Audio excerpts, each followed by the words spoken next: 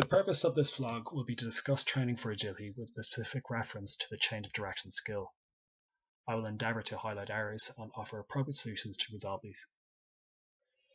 Agility may be defined as the ability to change direction rapidly without losing balance using a combination of strength, power, and neuromuscular coordination.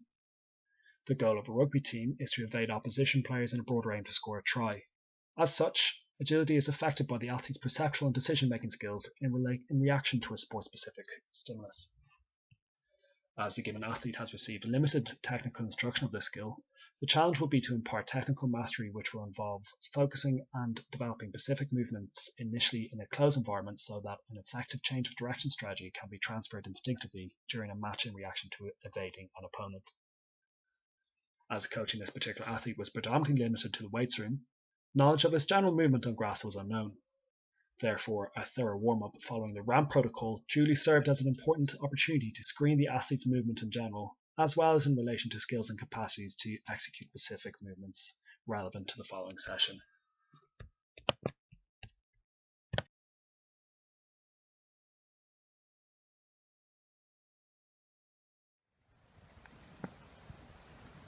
Okay, we'll make it a bit more reactive now this time.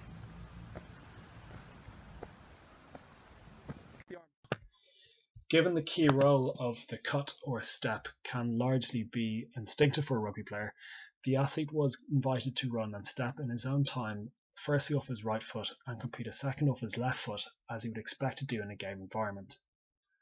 Linear momentum generated to almost maximal speed at the time of the cut has largely influenced a small degree of direction change due to insufficient ground contact time required for the necessary accelerated force from the cutting foot.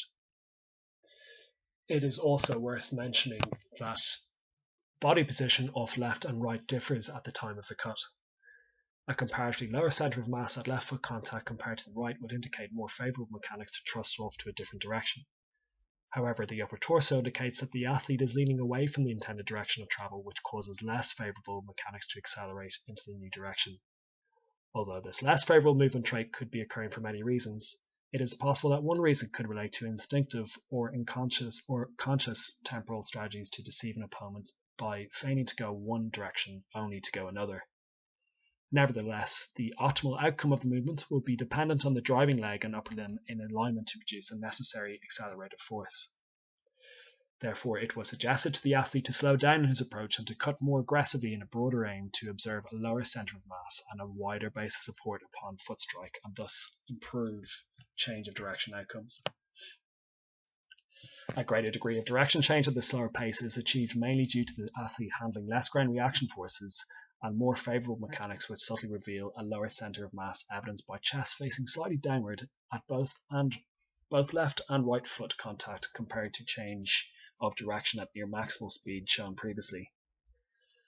Further, comparing still shots from both speeds at ground contact, it has become apparent that differences in bodyline mechanics with the athlete can partly be attributed to more favoured neuromuscular coordination of his favoured left foot compared to his right, where he appears to rely on an extended right arm for balance or control of the movement. Once the athlete achieved a comparatively more aggressive change of direction, the athlete was invited to repeat this while simultaneously accelerating into a new direction in a wider objective to make the change of direction more acute. A still shot reveals more favourable mechanics at right and left foot contact, whereby both actively promote a lower centre of mass and wider base of support. However, while the cue to accelerate into the turn achieved positive outcomes on the left foot, the right foot strike still feels less familiar to the athlete and raises areas for improvement. Recommendations to improve the skill will include more practice of this specific drill in a closed environment, encouraging a slower running approach followed by a comparatively faster change of direction. Once competence is achieved on the right leg, pattern running will be introduced where a left foot change of direction is shortly followed by a right foot change of direction. This drill would further progress to a more open environment within reactive agility training, whereby a shadow opponent would be introduced as a form of sport-specific stimulus. This athlete's primary focus at present is to transfer gym strength and power into more reactive speed-strength qualities to improve agility on the rugby pitch. Given his relatively fresh start to agility training, a carefully devised plan to guide him through the off-season will aim to increase his readiness for the demands of his position.